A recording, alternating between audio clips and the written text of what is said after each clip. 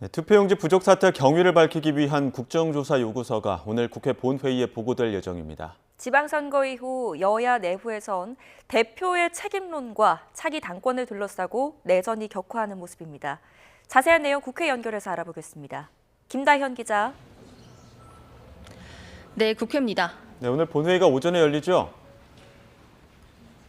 네, 그렇습니다. 오늘 오전 11시에 열리는 국회 본회의에서 투표용지 부족 사태에 대한 국정조사 요구서가 보고될 예정입니다. 여야는 중앙선거관리위원회 책임론, 나아가 국정조사에는 한 목소리를 내고 있습니다. 다만 조사 범위와 특위 구성을 두고 입장이 엇갈리고 있습니다. 민주당은 사태 발생 경위와 대응 과정의 적정성, 재발 방지를 위한 제도 개선에 초점을 맞췄고요. 국민의힘은 경찰 기동대 강제 해산 논란과 투표 종료 전 방송사 출구조사 발표 경위 등도 함께 들여다보자고 주장하고 있습니다. 따라서 오늘 국조 요구서가 보고된다고 해도 국조 계획서를 의결하는 데까지는 가시밭길이 예상됩니다. 이런 가운데 개혁신당 이준석 대표는 투표용지가 부족했던 지역에서 투표를 밤 10시까지 연장하는 조치를 서울시 선관위 고위직 1명이 자체 판단해서 결정을 했고 사후에도 추인 의결조차 없었다고 비판했습니다.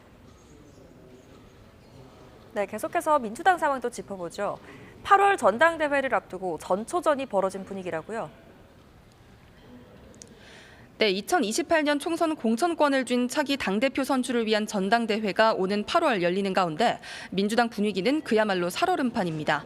특히 정청래 대표가 어제 국민은 영원하고 정권을 짧다 이렇게 언급한 걸 두고 당내 공개 비판이 터져 나왔습니다.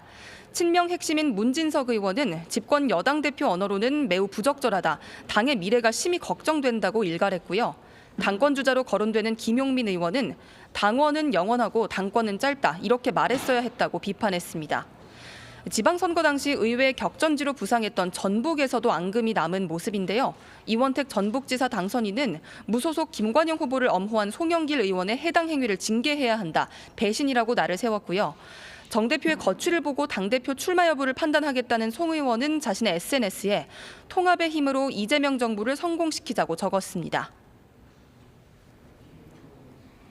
네, 국민의힘에서는 새 원내대표가 선출됐는데 이후에 당 상황은 어떻습니까? 네, 어제 국민의힘 새 원내대표로 선출된 삼선 정점식 의원은 친윤계이자 당권파로 분류되는 인물인데요. 지방선거 이후 분출된 장동혁 대표 책임론, 사퇴 요구를 어떻게 풀어낼지가 최대의 관심입니다. 이번 원내대표 선거 결과를 두고 쇄신 없는 수구라는 비판도 이어진 가운데 소장파 모임인 대안과 미래도 오늘 아침 조찬 모임을 가졌습니다. 이 자리에선 장 대표 거취 문제를 포함해서 향후 당 방향성 논의, 또 지방선거에 대한 평가가 오간 것으로 전해졌는데 잠시 뒤에 구체적인 입장을 밝힐 예정입니다.